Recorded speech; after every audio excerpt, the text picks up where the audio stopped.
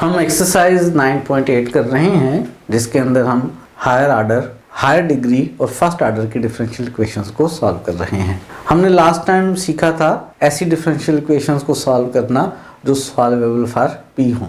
इन differential equations में p का मतलब dy/dx है और सॉल्वेबल फॉर p का मतलब है कि हम ऐसे फैक्टर्स बना सकें कि हर फैक्टर में p की पावर 1 हो। अगर हम ऐसे फैक्टर्स बना सकें तो हमने देखा ये था कि फैक्टर्स बना लें, उनमें से हर फैक्टर को इक्वल टू 0 रख लें, हर फैक्टर फर्स्ट ऑर्डर और फर्स्ट डिग्री की डिफरेंशियल इक्वेशन बन जाएगी। उसको 9.2 से लेकर 9.6 तक जो मेथड सीखे हैं उनमें से किसी एक मेथड से सॉल्व कर लें और उनके जनरल सॉल्यूशंस को इक्वल टू 0 की फॉर्म में लिखकर आपस में मल्टीप्लाई कर लें और इक्वल टू 0 ले लें तो general solution given differential equation का बन जाएगा। आज 2 क्वेश्चंस और करते हैं। 9.8 में से क्वेश्चन नंबर 4 है। हमने इस डिफरेंशियल इक्वेशन को सॉल्व करना है। इसमें p है और p का क्यूब है। हम कोशिश करते हैं कि ऐसे फैक्टर्स बना सकें जिनमें हर एक में p की पावर 1 हो। मैं जब इस क्वेश्चन को देखता हूँ तो मुझे नज़र ये आता है कि इसमें 6 टर्म्स हैं और अगर 6 टर्म्स हैं तो मुझे लगता ये है कि मैं इनके ऐसे फैक्टर्स बना सकूंगा 2-2 में से कॉमन लेकर कि अंदर रिमेनिंग फैक्टर जो है वो सेम आ जाए। तो कोशिश करते हैं ऐसा करने की। तो सॉल्यूशन स्टार्ट करते हैं जी। फर्स्ट टर्म हमारे पास है p क्यूब, ये अंदर मल्टीप्लाई कर लेते हैं -x² p -xy p और -y² p और लास्ट 2 टर्म्स जो हैं वो हमारे पास हैं xy² प्लस x² y = 0।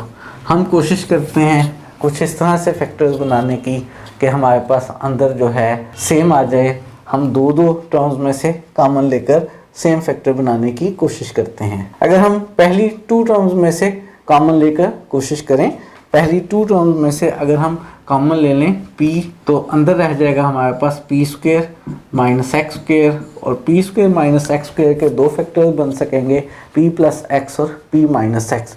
इसी तरह के फैक्टर आगे भी बनाने की कोशिश करते हैं कि p + x और p - x बन जाए हमारे पास।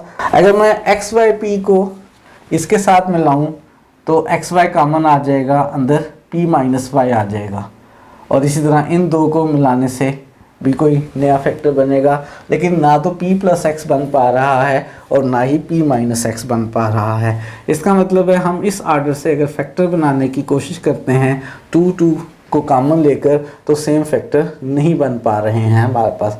इसी रेफरेंस से अगर हम सोचते ये हैं कि अगर हम इन 2 टर्म्स को इकट्ठा कर लें p क्यूब और y² p को और फिर देखें कि क्या सिचुएशन बनती है। अगर मैं इन 2 टर्म्स को इकट्ठा कर लूँ p क्यूब -y² p, इनमें से p कॉमन ले लूँ तो अंदर रह जाएगा p² -y²। p² -y² के फैक्टर बन रहे हैं p + y और p - y।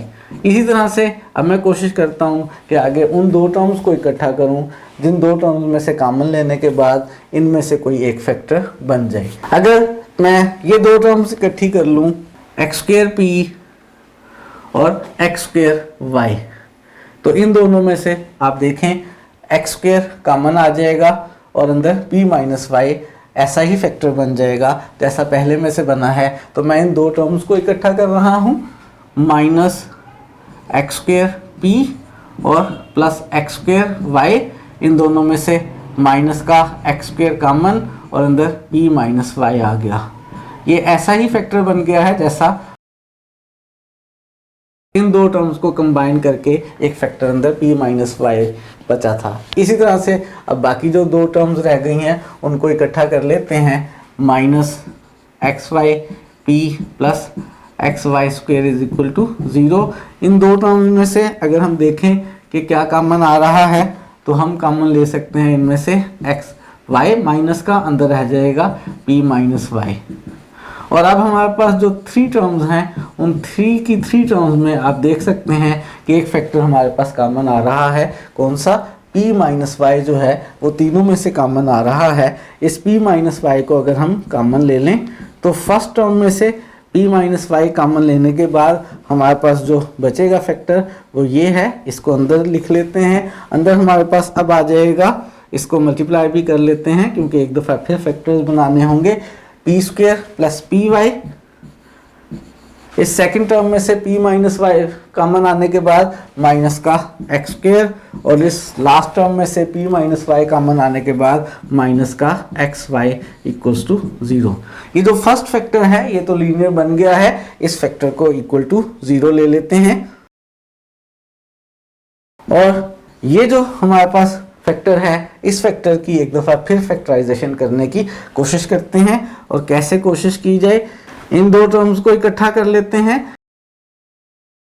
इन दोनों टर्म्स के फैक्टर्स बन रहे हैं P square minus x square के हिसाब से पी माइनस एक्स और पी प्लस एक्स, और बाकी जो दो टर्म्स हैं उनमें से हम कॉमन ले लेते हैं इन दो टर्म्स में से प्लस का y, तो अंदर रह जाएगा हमारे पास p माइनस एक्स।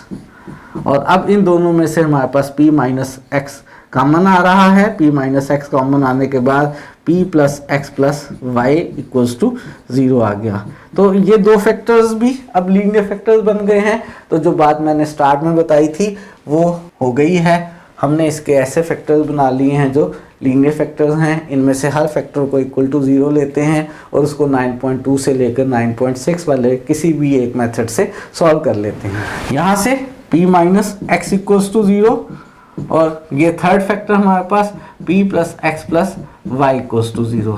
ये जो मेरे पास तीन फैक्टर्स आए हैं, इन तीनों को मैं नंबर कर लेता हूँ और टर्न बाय टर्न इन तीनों फैक्टर्स को हम सॉल्व करते हैं। नंबर 1 कर लिया, नंबर 2 कर लिया और नंबर 3 कर लिया, और इन तीनों फैक्टर्स को हम टर्न बाय टर्न सॉल्व करते हैं। सबसे पहले इस फर्स्ट फैक्टर को सॉल्व करने लगे हैं, और p जो है वो हमारे पास क्या है भला, p हमारे पास dy बाई dx है, dy by dx minus y is equal to 0।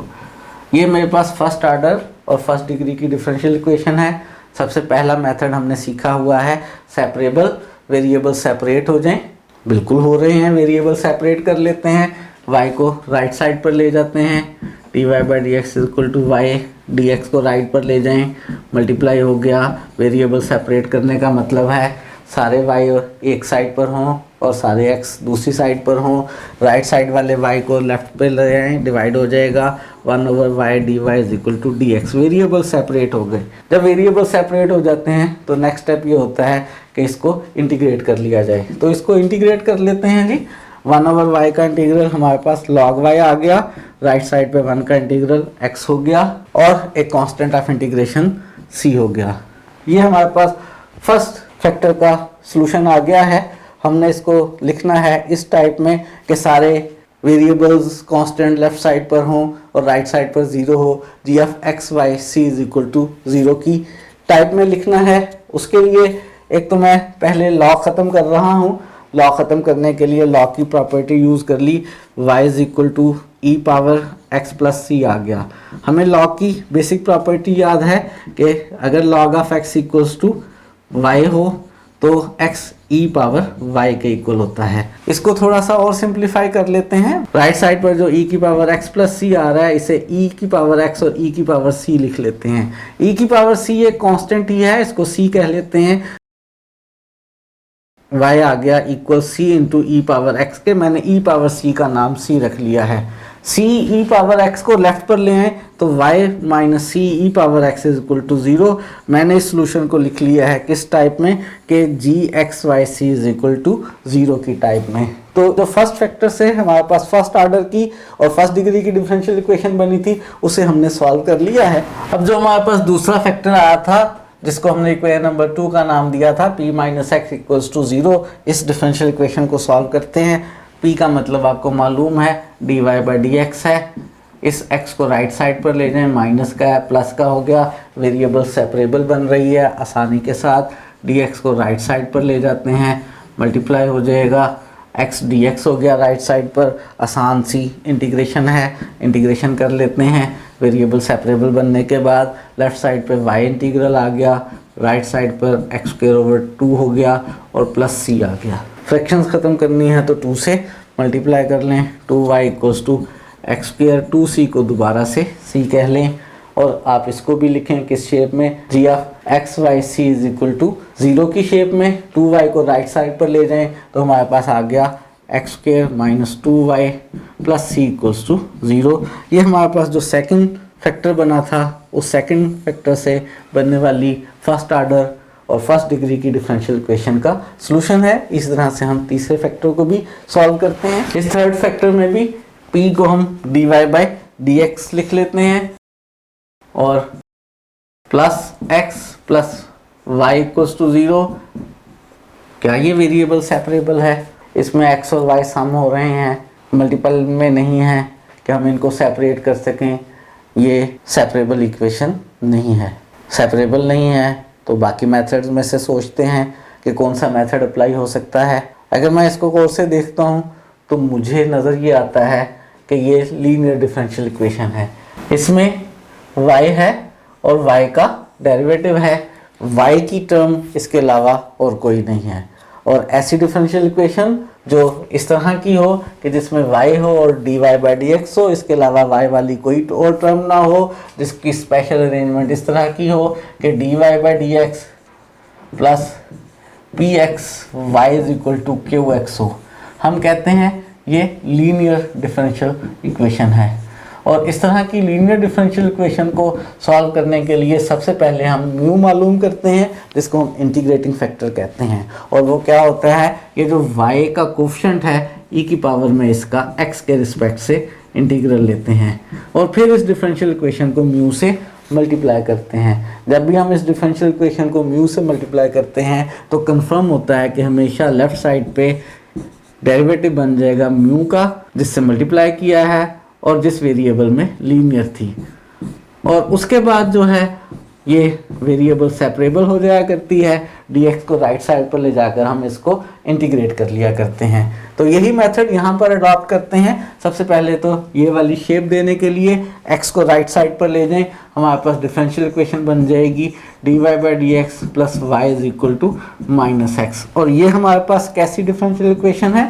It is a linear differential equation. ये जो लीनियर डिफरेंशियल इक्वेशन है इसको हम कैसे सॉल्व करेंगे? मैंने अभी आपको मेथड सिखाया है, याद करवाया है कि म्यू मालूम करेंगे कि जो y का कोफिशिएंट है 1, इसका e की पावर में इंटीग्रल और वेरिएबल x के रिस्पेक्ट से, जिसके रिस्पेक्ट से डेरिवेटिव था e पावर x जो है ये मेरे पास म्यू आ गया। इस डिफरेंशियल इक्वेशन को म्यू से मल्टीप्लाई करेंगे। जब हम इसको म्यू से मल्टीप्लाई करेंगे तो मैंने बताया लेफ्ट साइड पे हमेशा डी बाई डी एक्स बनेगा इस म्यू यानी ई की पावर एक्स का और वाई, और राइट साइड पर म्यू एक्स से मल्टीप्लाई कर लें तो एक्स और म्यू एक्स आ गया। मैंने कहा dx को राइट साइड पर ले जाकर इसको इंटीग्रेट कर लेंगे, तो dx को राइट साइड पर ले जाते हैं और इसको इंटीग्रेट कर लेते हैं। ये वेरिएबल सेपरेबल बन गई है, इसमें हम दोनों साइडों पर इंटीग्रेशन कर लेते हैं। लेफ्ट साइड पर इंटीग्रेशन करेंगे तो हमारे पास रह जाएगा ई एक्स और वाई, और राइट साइड पर हम ऐसा करते हैं कि इसकी इंटीग्रेशन बाय पार्ट्स कर लेते हैं।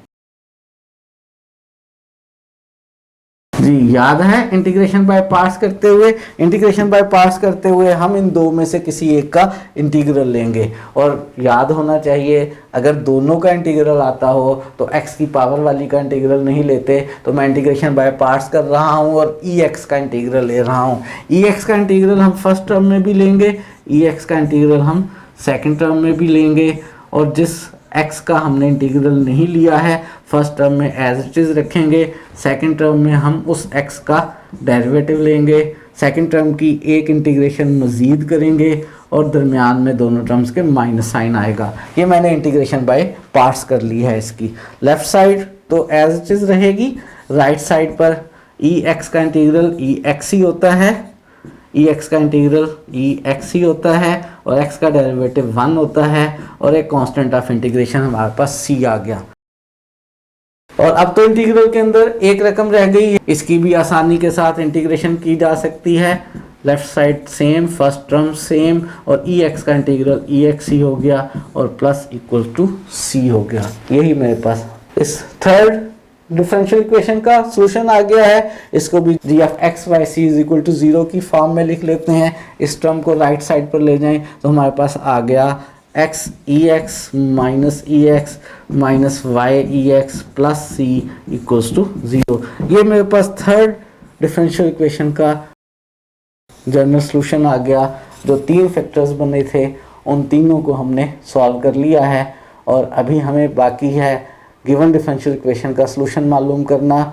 देखते हैं कि उसे कैसे मालूम किया जाए। मेरे पास जो 3 फैक्टर्स बने थे उन तीनों के जनरल सॉल्यूशन मौजूद हैं और गिवन डिफरेंशियल इक्वेशन का जनरल सॉल्यूशन लिखना चाहते हैं। क्या बनेगा, इन तीनों फैक्टर्स को मल्टीप्लाई करके इक्वल टू 0 लिख लेंगे तो वो गिवन डिफरेंशियल इक्वेशन का जनरल सॉल्यूशन बन जाएगा। ये फर्स्ट का सॉल्यूशन है जो मैंने प्रीवियस पेज से यहाँ पर लिखा है।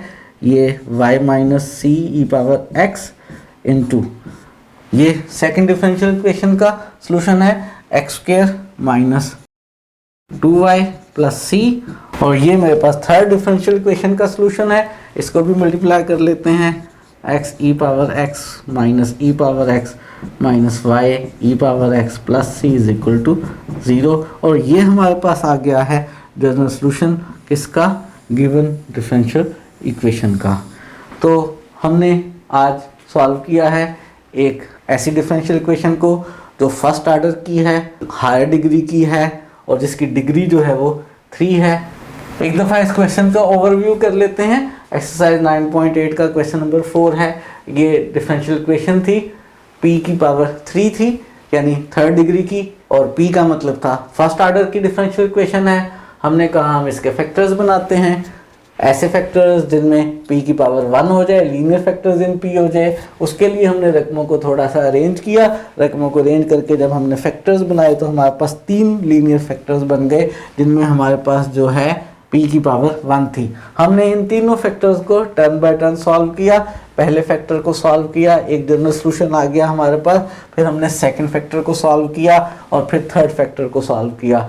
हमारे पास 3 पार्ट्स के जनरल सॉल्यूशंस आ गए। हमने तीनों को इस फॉर्म में लिख लिया कि g of x y c equals to 0। और गिवन डिफरेंशियल इक्वेशन का जनरल सॉल्यूशन कैसे बन गया, इन तीनों फैक्टर्स को, इन तीनों जनरल सॉल्यूशंस को हमने मल्टीप्लाई करके इक्वल टू 0 लिखा तो ये गिवन डिफरेंशियल इक्वेशन का सॉल्यूशन बन गया।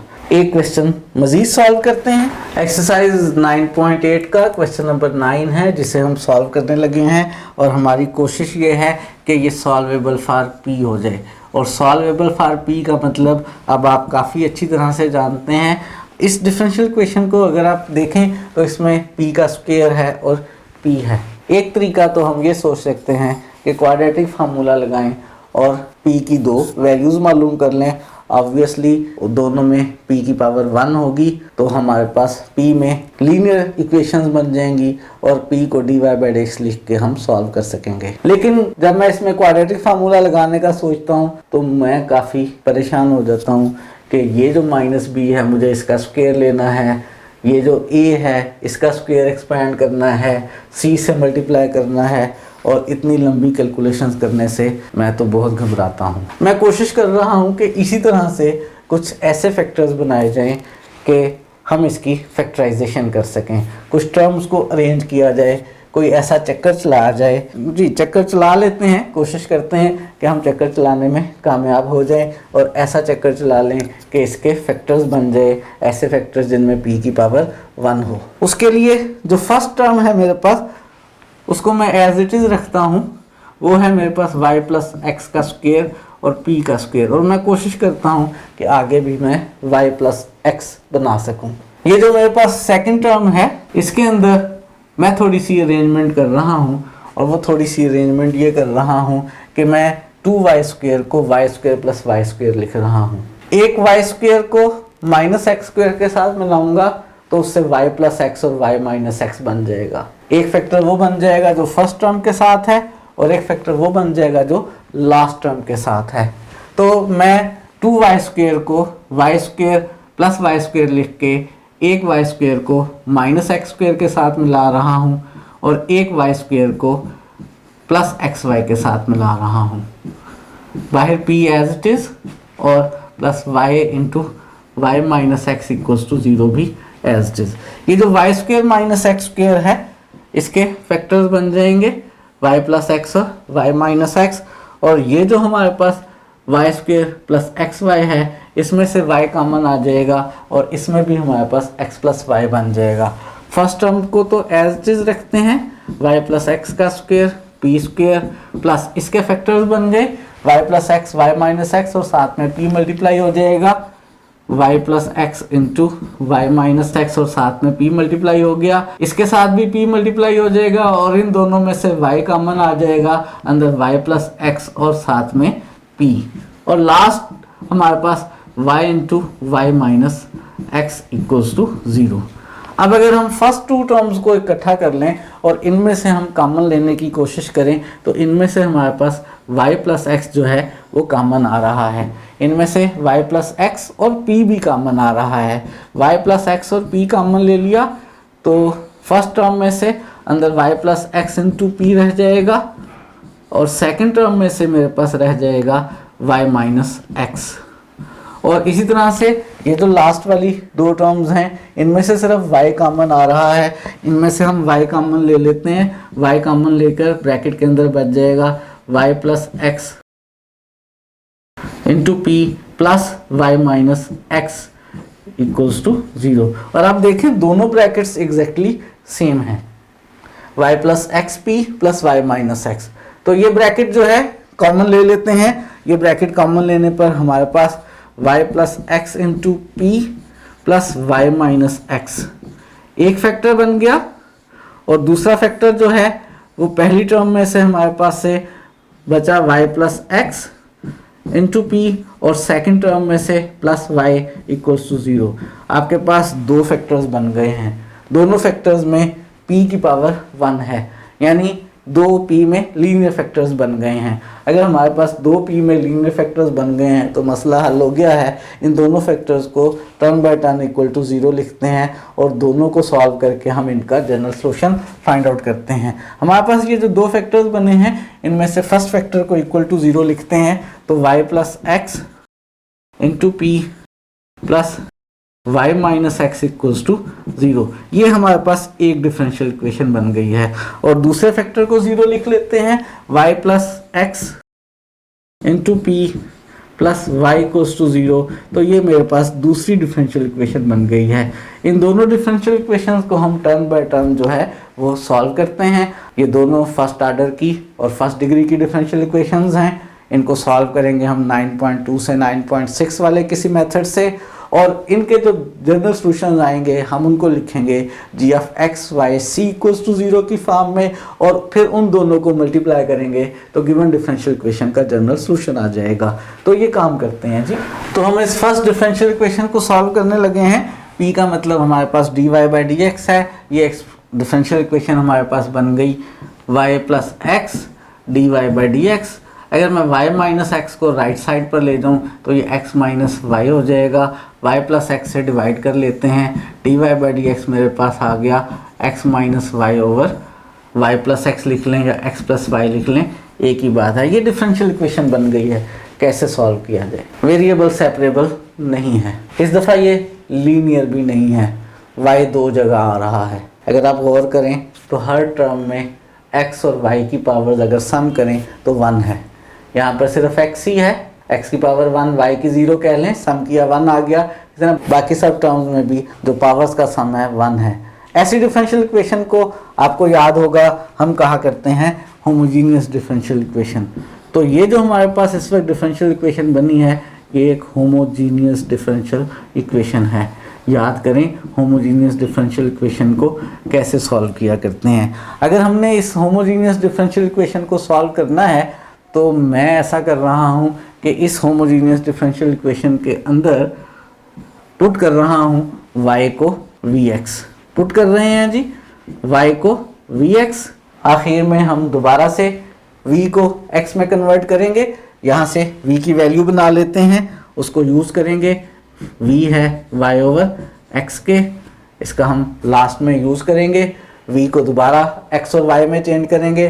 जब y को vx में हमने पुट किया है तो dy बाई डी एक्स की जगह क्या आएगा, यहाँ से मालूम कर लेते हैं। इसको डिफरेंशिएट करें तो dy by d x equal आएगा राइट साइड पर x का डेरिवेटिव 1 तो v आ गया प्लस x और v का डेरिवेटिव dv ओवर dx। ये dy बाई डी एक्स की जगह हम यहाँ थर्ड में पुट कर लेते हैं। और याद कर लें, एक तो ये है कि आप y की जगह vx पुट कर लें, ठीक है, सिंप्लीफाई कर लें। एक डायरेक्ट भी आपको याद होना चाहिए, कैलकुलेशन आसान हो जाती हैं। वो मेथड मैंने आपको बताया हुआ है, वो क्या है वो आप हमारी प्रीवियस वीडियोस में देख सकते हैं कि होमोजीनियस डिफरेंशियल इक्वेशंस को जब हम सॉल्व करते हैं और y की जगह vx पुट करते हैं तो जो राइट साइड होती है उसकी सिंप्लीफिकेशन में हम रिप्लेस कर लिया करते हैं x को 1 से और y को v से। ऐसा करने से काम हमारा आसान हो जाता है। अगर आप y की जगह vx पुट करेंगे तो भी सिंप्लीफाई करने के बाद यही आंसर आना है। तो सिंप्लीफिकेशन करते हैं जी, सॉल्व करना शुरू करते हैं।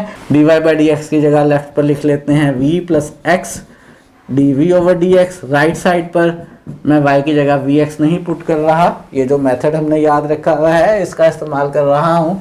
x की जगह 1 लिख लिया और y की जगह v पुट कर लिया, 1 minus we over 1 plus v. ये डिफरेंशियल इक्वेशन होमोजीनियस है। हमने होमोजीनियस को सॉल्व करने के लिए ये मेथड अडॉप्ट किया है। अब आगे क्या होता है याद करें। होमोजीनियस डिफरेंशियल इक्वेशन हमेशा सेपरेबल डिफरेंशियल इक्वेशन में तब्दील हो जाया करती है। थोड़ी सी सिंप्लीफिकेशन पर करनी पड़ेगी। इस v को राइट साइड पर ले जाते हैं, लेफ्ट साइड पे x dv ओवर dx आ गया, राइट साइड पर 1 minus we over 1 plus V और माइनस वी हो गया। राइट साइड पर एलसीएम ले लेते हैं, लेफ्ट साइड तो x dv over dx same रही, राइट साइड पर हमने 1 प्लस वी एलसीएम लिया, 1 minus V as it is. ये माइनस वी एलसीएम के साथ मल्टीप्लाई होगा तो माइनस वी और माइनस वी का स्क्वायर आ जाएगा। लेफ्ट साइड में कोई चेंज नहीं आ रही है, राइट साइड पर हमारे पास ये माइनस वी का स्क्वायर और ये माइनस वी और माइनस वी ऐड होके माइनस 2v हो जाएंगे और ये प्लस का 1 और डिनोमिनेटर में हमारे पास है v प्लस 1। मैंने कहा था वेरिएबल सेपरेबल बन जाया करती है, जी बिल्कुल बन जाती है। तो वेरिएबल सेपरेबल बन गई है, x और dx को राइट साइड पर ले जाते हैं और v वाली टर्म्स को लेफ्ट पर ले आते हैं। हमारे पास ये बन जाएगा लेफ्ट पर v plus 1 over v square plus 2v minus 1 dv और राइट साइड पर माइनस है, ये x राइट साइड पर जाकर डिवाइड हो जाएगा 1 ओवर x और dx। वेरिएबल सेपरेबल बन गई हैं, हमने x और v को सेपरेट कर लिया है। नेक्स्ट स्टेप क्या है? नेक्स्ट स्टेप ये है कि इसको इंटीग्रेट कर लिया जाए। राइट साइड पे जो नेगेटिव साइन है आप उसे इंटीग्रल से बाहर लिख सकते हैं। लेफ्ट साइड पर इंटीग्रेशन कैसे की जाए? लेफ्ट साइड पर अगर आप देखें जो डिनोमिनेटर में हमारे पास फैक्टर है v square plus 2v minus 1, इसका डेरिवेटिव लें। इसका डेरिवेटिव क्या आएगा? v स्क्वायर का 2v प्लस 2v का 2 और माइनस 1 का 0, यानी 2v प्लस 2 आएगा। क्या ये न्यूमरेटर में है तो नहीं, लेकिन थोड़ी सी मेहनत करके बनाया जा सकता है। कैसे? अगर हम इसको 2 से डिवाइड और 2 से मल्टीप्लाई कर लें तो लेफ्ट साइड पे 1/2 और न्यूमरेटर में 2v plus 2 over v square plus 2v minus 1। फायदा क्या होगा? फायदा ये होगा कि हमारे पास फार्मूला होता है इंटीग्रेशन का कि अगर नीचे फंक्शन हो और ऊपर उसका डेरिवेटिव मौजूद हो तो इंटीग्रल में डिनोमिनेटर वाले फंक्शन का लॉग ले लिया करते हैं। इस फार्मूले को यूज करते हैं, लेफ्ट साइड पर इंटीग्रेशन हो जाएगी हमारे पास 1/2 एज इट इज और log of v square plus 2v minus 1। Right side के साथ क्या करेंगे? राइट साइड पे सिंपल फार्मूला मौजूद है, 1 ओवर x का इंटीग्रल log x हो गया। आप देखें लेफ्ट साइड पे भी log आ रहा है आंसर में, राइट साइड पर भी log आ रहा है। एक मुझे कांस्टेंट ऑफ इंटीग्रेशन लेना है, जब सारे आंसर log में आ रहे हों तो कांस्टेंट ऑफ इंटीग्रेशन भी log में ले लिया करते हैं। तो कांस्टेंट ऑफ इंटीग्रेशन मैंने log c ले लिया। लेफ्ट साइड को एज इट इज रहने देते हैं, 1/2 log v square plus 2v minus 1 का मॉडुलस। राइट साइड पर log की प्रॉपर्टी यूज कर लें, log c ओवर x हो गया। कौन सी प्रॉपर्टी यूज की है हमने? वही प्रॉपर्टी कि log of a minus log of b equal हुआ करता है log of a over b के। फ्रैक्शंस खत्म करने के लिए 2 से मल्टीप्लाई कर लेते हैं तो लेफ्ट साइड पे हमारे पास log v square plus 2v minus 1 हो गया, राइट साइड पर 2 log c ओवर x हो गया। और फिर log की प्रॉपर्टी यूज करने लगा हूं। सोचें कौन सी प्रॉपर्टी यूज करने लगा हूं?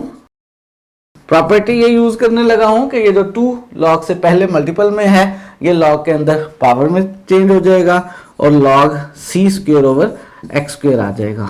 एंटी लॉग लेने से क्या होगा, एंटी लॉग लेने से दोनों साइड्स पे log खत्म हो जाएंगे और हमारे पास आ जाएगा v square plus 2v minus 1 is equal to c square over x square, या x स्क्वायर को लेफ्ट पर लें, मल्टीप्लाई कर लें x square into v square plus 2v minus 1 is equal to c square. क्या यही आंसर आ गया है? बिल्कुल भी नहीं। रकम में वेरिएबल कौन से थे? y और x। इस आंसर में वेरिएबल्स v और x हैं, तो v को दोबारा से चेंज करना पड़ेगा। हमने क्या सब्स्टिट्यूशन की थी? हमने जो सब्स्टिट्यूशन की थी वो था कि y is equal to v x. तो v किसके इक्वल होगा? v इक्वल होगा y ओवर x के। तो यहाँ पर v की जगह हम y ओवर x लिख लेते हैं और हमारे पास बन जाएगा एक्स स्क्वेयर। v की जगह y ओवर x लिखेंगे, उसका स्क्वेयर लेंगे तो y square over x square हो गया, प्लस 2v की जगह y over x minus 1 is equal to c square. X square से ब्रैकेट के अंदर मल्टीप्लाई कर लें तो ये हो जाएगा y square plus 2xy minus X square, और राइट साइड वाले सी स्क्वेयर को लेफ्ट साइड पर ले आए, माइनस का सी स्क्वेयर इज इक्वल टू 0। हमने हर डिफरेंशियल इक्वेशन को जो फैक्टराइजेशंस के बाद हमारे पास बनी हैं उनके सॉल्यूशंस को किस शेप में लिखना है? G of x Y C is equal to 0 की शेप में। तो ये पहली डिफरेंशियल इक्वेशन हमने सॉल्व कर ली है। इसका आंसर आया है हमारे पास Y square plus 2xy minus X square minus C square is equal to 0। Given differential equation से हमने फैक्टर्स बना लिए थे और दो इक्वेशंस बन गई थी जिनमें p की पावर 1 आ गई थी। उनमें से इक्वेशन नंबर 1 जो है उसे हमने सॉल्व कर लिया है। अब हम इक्वेशन नंबर 2 जो है उसको सॉल्व करते हैं, और याद रहे आपको यहाँ पे p का मतलब dy बाई dx है, तो p को dy बाई dx लिखते हैं। ये फर्स्ट आर्डर की और फर्स्ट डिग्री की डिफरेंशियल इक्वेशन है। इसको फर्स्ट आर्डर और फर्स्ट डिग्री वाले किसी एक मेथड से सॉल्व करते हैं। y को राइट साइड पर ले गए, माइनस y हो गया। अगर आप गौर करें हर टर्म में x और y की पावर्स जो हैं वो सेम है। ये होमोजीनियस डिफरेंशियल इक्वेशन है, हम इसको होमोजीनियस वाले मेथड से सॉल्व कर सकते हैं। इस y प्लस एक्स को राइट साइड पर ले जाएं, डिवाइड हो गया x प्लस वाई या y प्लस एक्स। ये होमोजीनियस डिफरेंशियल इक्वेशन है, इसको होमोजीनियस वाले मेथड से सॉल्व करते हैं।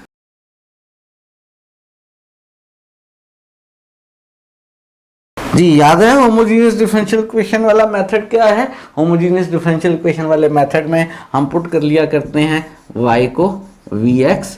जब y को हम vx सब्स्टिट्यूट करते हैं और यहाँ से dy बाई dx मालूम करते हैं तो dy बाई dx हमारे पास आ जाता है v x का 1 प्लस x और v का dv ओवर dx। ये हम यहाँ पर इस डिफरेंशियल इक्वेशन में सब्स्टिट्यूट कर लें तो हमारे पास जो लेफ्ट हैंड साइड है वो v plus x dv over dx बन गई। राइट साइड पर याद है क्या किया करते हैं जी, y को हम v से रिप्लेस कर लेते हैं और x को 1 से, या डायरेक्ट y की जगह vx पुट करके सिंप्लीफिकेशन कर लेते हैं। दोनों तरह से एक ही चीज़ बनती है। क्वेश्चंस पहले ही बहुत लेंथी होते हैं तो हम डायरेक्ट ही याद रखते हैं कि y को रिप्लेस कर रहे हैं v से और x को रिप्लेस कर रहे हैं 1 से, तो ये बन जाएगा मेरे पास minus v over 1 plus v। ये मेरे पास डिफरेंशियल इक्वेशन आ गई है v और x में। होमोजीनियस डिफरेंशियल इक्वेशन थी, आपको याद होगा जब होमोजीनियस डिफरेंशियल इक्वेशन में y की जगह vx सब्स्टिट्यूट करते हैं और उसके बाद सिंप्लीफाई करते हैं तो वो सेपरेबल इक्वेशन बन जाया करती है।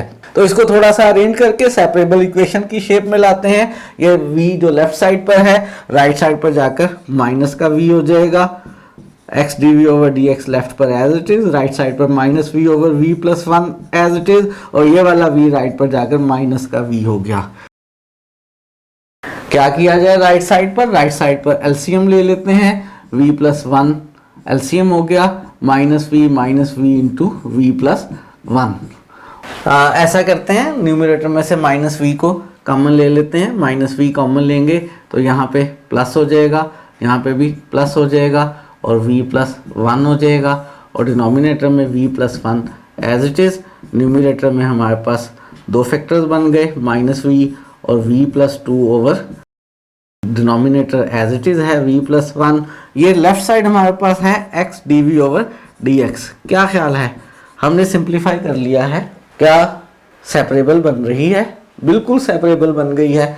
x और dx को राइट पर ले जाएं और ये सारे v लेफ्ट पर ले जाएं तो ये सेपरेबल डिफरेंशियल इक्वेशन बन गई है। इसे सेपरेबल वाले मेथड से सॉल्व कर लेते हैं। लेफ्ट साइड पे हमारे पास v+1 over v into v+2 हो गया। राइट साइड पर हमारे पास मौजूद है एक माइनस और ये x राइट पर जाकर डिनोमिनेटर में हो गया और 1/x dx। सारे v लेफ्ट पर हैं, सारे x राइट पर हैं। हमारे पास ये एक सेपरेबल डिफरेंशियल इक्वेशन है। दोनों साइड्स पर इंटीग्रेशन कर लेते हैं। लेफ्ट साइड की इंटीग्रेशन करने के लिए हम करेंगे इसकी पार्शियल फ्रैक्शंस और हमारे पास इसकी पार्शियल फ्रैक्शंस क्या होंगी, डायरेक्ट कर लेते हैं। v+1 over v into v+2 की दो पार्शियल फ्रैक्शंस बनेंगी। एक पार्शियल फ्रैक्शन के डिनोमिनेटर में v होगा और दूसरी पार्शियल फ्रैक्शन के डिनोमिनेटर में v+2 होगा। न्यूमिनेटर में क्या नंबर्स आएंगे वही हमने ढूंढने हैं। अगर हम v को 0 ले तो वो नंबर हमारे पास v के ऊपर वाला नंबर 1/2 बनता है। अगर हम v+2 को 0 लें और v की वैल्यू -2 इसमें पुट करें तो हमारे पास v+2 के न्यूमरेटर वाला नंबर आ जाता है और वो नंबर भी हमारे पास 1/2 ही आ जाता है। ये इसकी पार्शियल फ्रैक्शंस हो गई हैं। हम इसको 1/2v प्लस 1/2 इंटू v+2 लिख सकते हैं। ये यहाँ इंटीग्रल में लिख लेते हैं तो इंटीग्रल हमारे पास बन जाएगा 1/2 कांस्टेंट है, बाहर लिख लें 1/2 1/v dv प्लस 1/2 बाहर लिख लें इंटीग्रल से 1/v+2 dv। और राइट साइड पर हमारे पास इंटीग्रेशन हो गई 1/x की इंटीग्रेशन का फार्मूला log x आ गया। लेफ्ट साइड पर भी आप देख सकते हैं सारे आंसर log में आएंगे तो जो कांस्टेंट ऑफ इंटीग्रेशन है उसको भी log वाला लिख लेते हैं। कांस्टेंट ऑफ इंटीग्रेशन हमने log c लिख लिया। लेफ्ट साइड पे 1/v का इंटीग्रल log v हो गया, 1/v+2 का इंटीग्रल log v+2 हो गया। राइट साइड पर log की प्रॉपर्टी यूज की तो हम इसको log c/x लिख सकते हैं। थोड़ी देर पहले भी यही प्रॉपर्टी यूज की है हमने। फ्रैक्शंस खत्म करने के लिए 2 से मल्टीप्लाई कर लें तो लेफ्ट साइड पर log v plus log v+2 हो गया और राइट साइड पर 2 log c/x आ गया।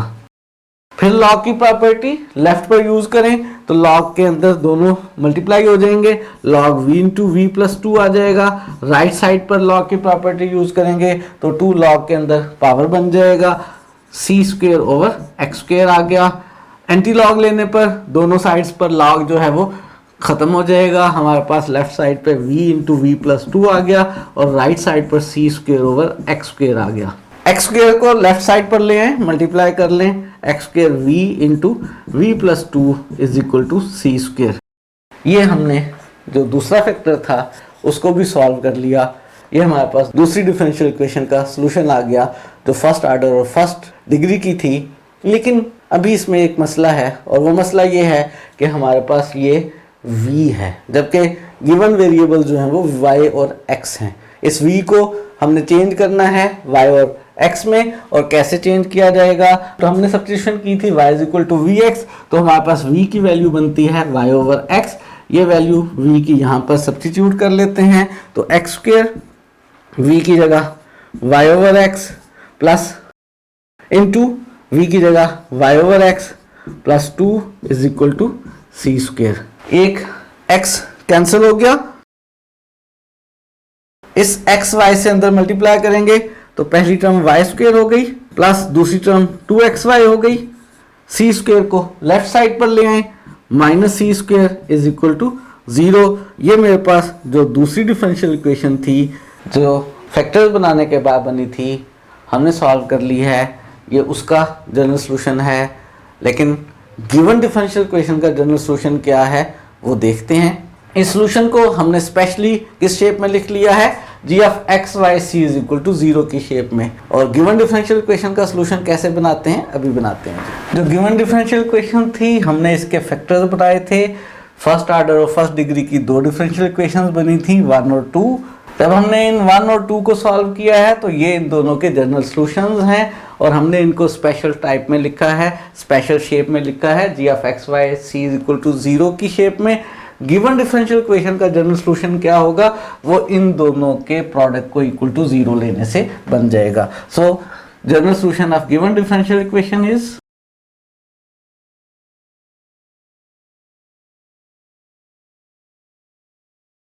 पहला solution Y square plus 2xy minus X square minus C square into ये जो सेकंड सॉल्यूशन है Y square plus 2xy minus C square equals to 0।